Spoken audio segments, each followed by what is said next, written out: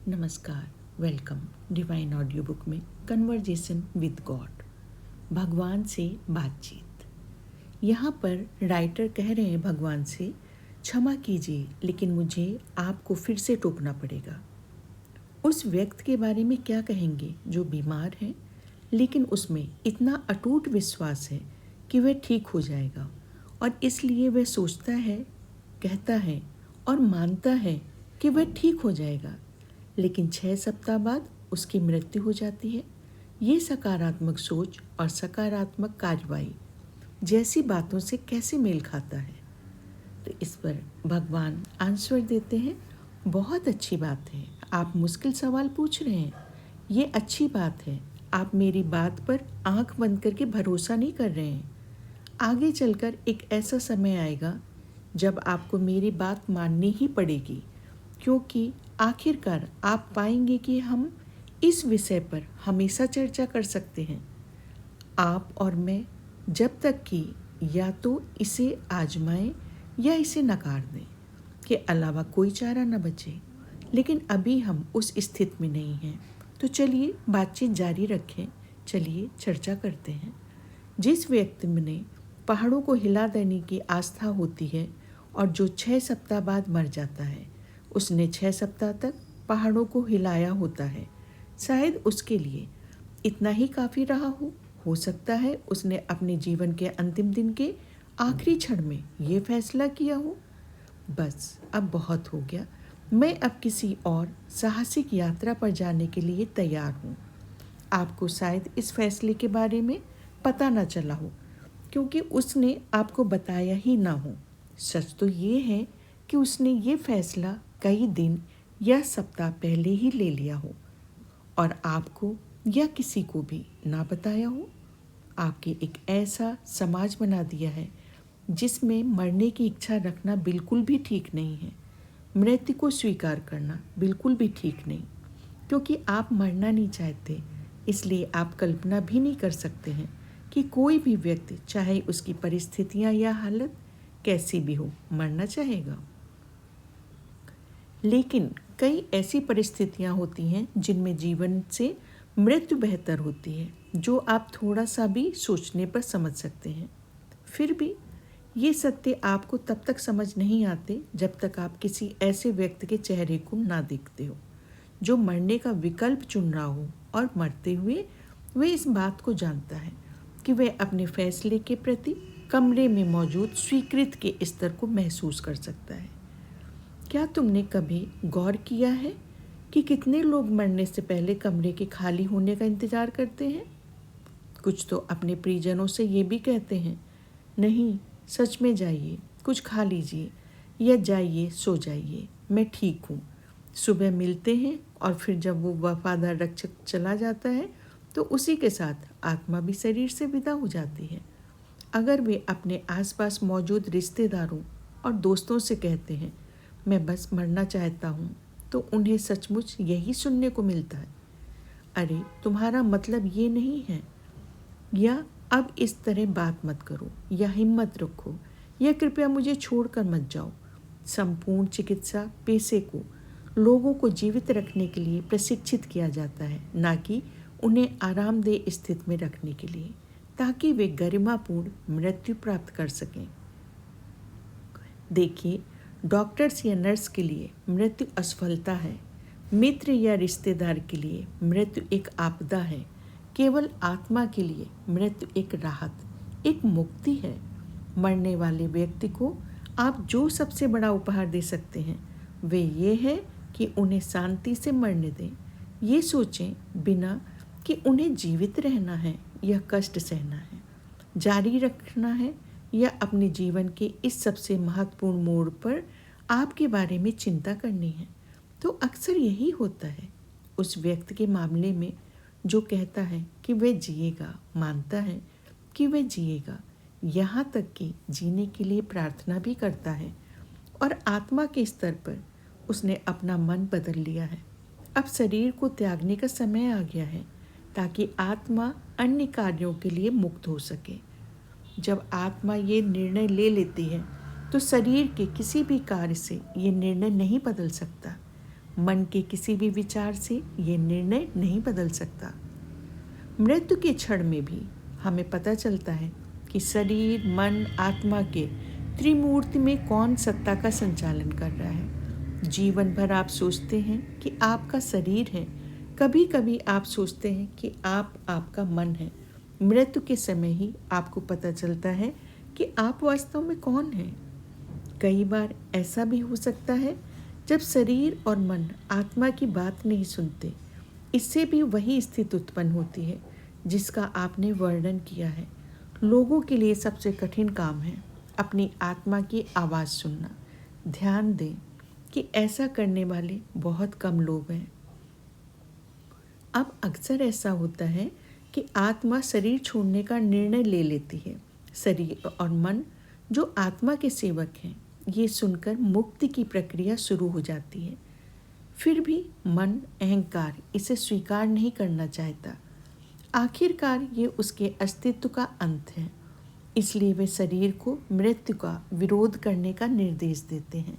शरीर सहर्ष ऐसा करता है क्योंकि वह भी मरना नहीं चाहता। शरीर और मन को इसके लिए बहुत प्रोत्साहन और प्रशंसा मिलती है। ये बाहरी दुनिया से, इसकी रचना की दुनिया से अलग है, अतः रणनीति पुष्ट हो जाती है। अब इस बिंदु पर सब कुछ इस बात पर निर्भर करता है कि आत्मा कितनी शिद्दत से शरीर छोड़ना चाहती है। अगर कोई विशेष अत्यावश्यकता नहीं है तो आत्मा कह सकती है, ठीक है, तुम जीत गए, मैं तुम्हारे साथ छोड़ दे और रुक जाऊंगी। लेकिन अगर आत्मा को ये स्पष्ट हो जाए कि शरीर में रहना उसके उच्च उद्देश्य की पूर्ति नहीं करता और इस शरीर के माध्यम से उसके विकास का कोई रास्ता और नहीं है, तो आत्मा शरीर छोड़ देगी और कोई भी उसे रोक नहीं सकता, ना ही किसी को रोकने की कोशिश करनी चाहिए। आत्मा को ये बात भली भांति ज्ञात है कि उसका उद्देश्य विकास है। यही उसका एकमात्र उद्देश्य और आत्मा का मूल उद्देश्य है। उसे शरीर की उपलब्धियों या मन के विकास से कोई सरोकार नहीं है। ये सब आत्मा के लिए अर्थहीन है। आत्मा को ये भी स्पष्ट है कि शरीर छोड़ने में कोई बड़ी त्रासदी नहीं है।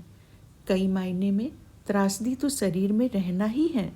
इसलिए आपको ये समझना होगा कि आत्मा मृत्यु को अलग तरह से देखती है, बेशक वह जीवन को भी अलग तरह से देखती है। और यही हमारे जीवन में आने वाली अधिकांश निराशा और चिंता का स्रोत है। ये निराशा और चिंता आत्मा की आवाज़ न सुनने से उत्पन्न होती है। मैं अपनी अंतर आत्मा की आवाज़ को सबसे अच्छे तरीके से कैसे सुन सकता हूँ? अगर सच में अंतर आत्मा ही सब कुछ है, तो मैं ये कैसे सुनिश्चित कर सकता हूँ कि मुझे फ्रंट ऑफिस में वो ज़रूरी निर्देश दिए जाएं? सबसे पहले आपको ये स्पष्ट रूप से समझना चाहिए कि आत्मा क्या चाहती है और उसके बारे में निर्णय लेना बंद कर देना चाहिए। क्या मैं अपनी आत्मा के बारे में खुद ही निर्णय ले रहा हूँ? राइटर बोल रहे हैं, क्या मैं अपनी आत्मा के बारे में खुद ही निर्णय ले रहा हूँ? भगवान, लगातार मैंने अभी आपको दिखाया कि आप मरने की इच्छा रखने पर खुद को कैसे आंकते हैं। आप सचमुच जीने की इच्छा रखने पर भी खुद को आंकते हैं।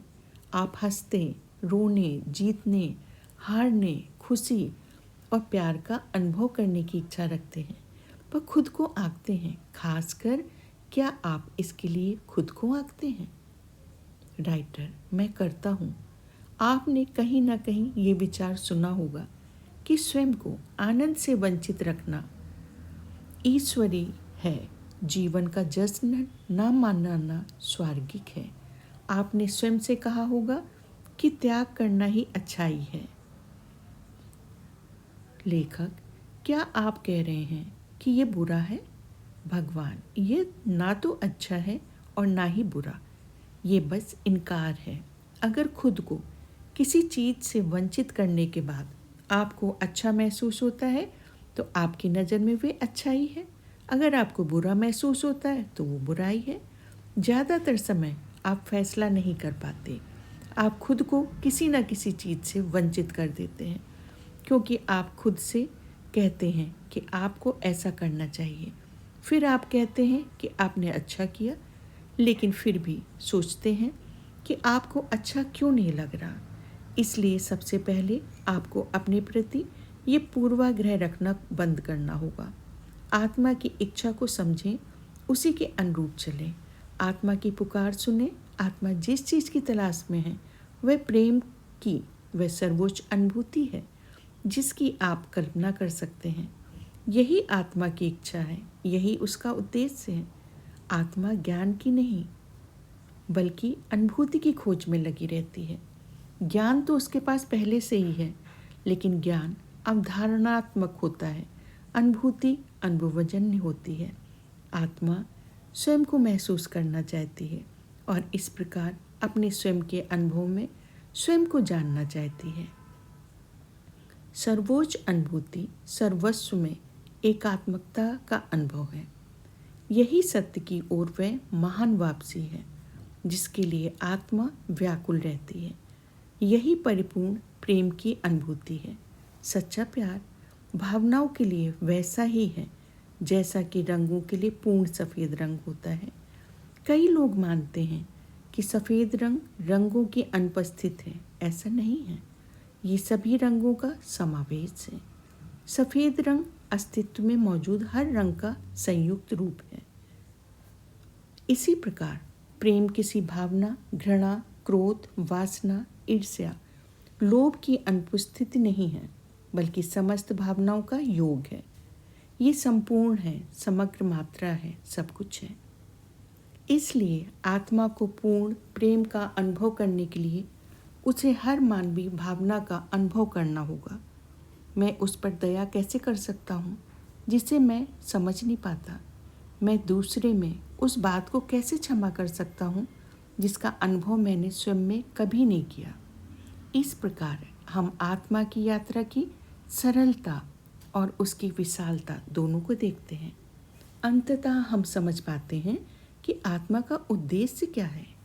मानव आत्मा का उद्देश्य इन सभी चीज़ों का अनुभव करना है ताकि वह इन सभी चीज़ों का पूर्ण स्वरूप बन सके। यह ऊपर कैसे हो सकता है यदि यह कभी नीचे नहीं गया? बाएं कैसे हो सकता है यदि ये कभी दाएं नहीं गया? ये गर्म कैसे हो सकता है यदि इसे ठंड का ज्ञान नहीं है? तो अच्छा कैसे हो सकता है? यदि ये बुराई को नकारता है तो स्पष्ट है कि आत्मा कुछ भी नहीं चुन सकती। यह चुनने के लिए कुछ भी नहीं है। आत्मा को अपनी भव्यता का अनुभव करने के लिए उसे ये जानना होगा कि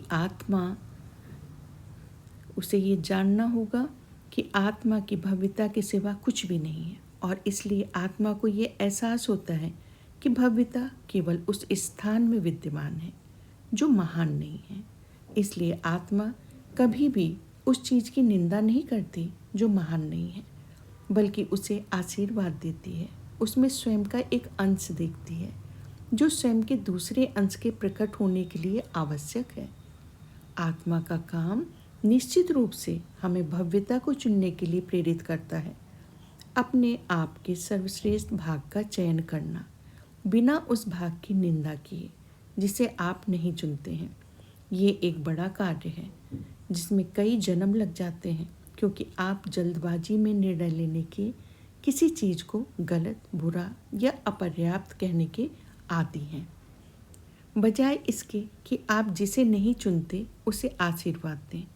आप निंदा करने से भी बदतर काम करते हैं।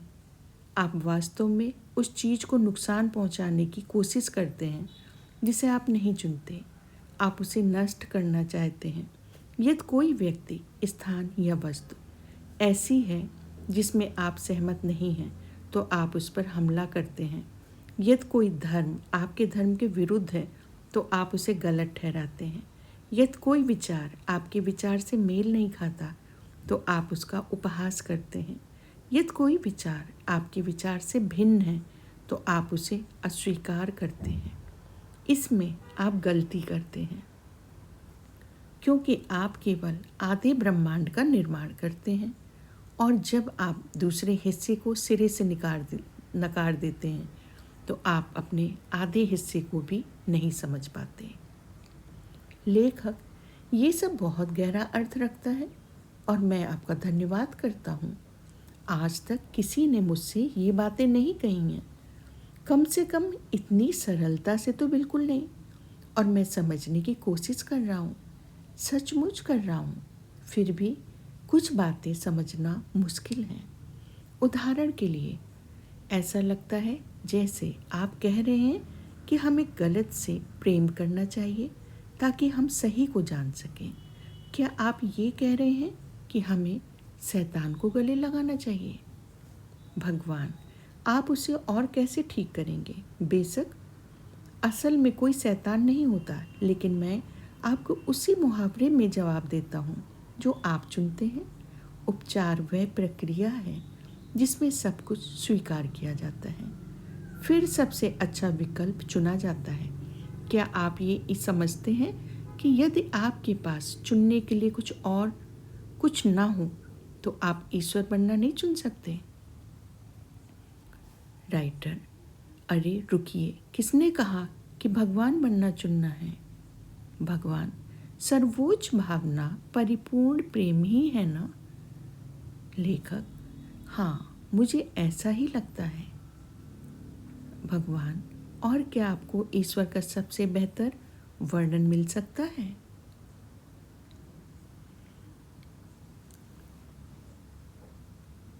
थैंक यू, धन्यवाद। कन्वर्जेशन विद गॉड, भगवान से बातचीत। बहुत ही खूबसूरत ढंग से भगवान ने बातचीत की है।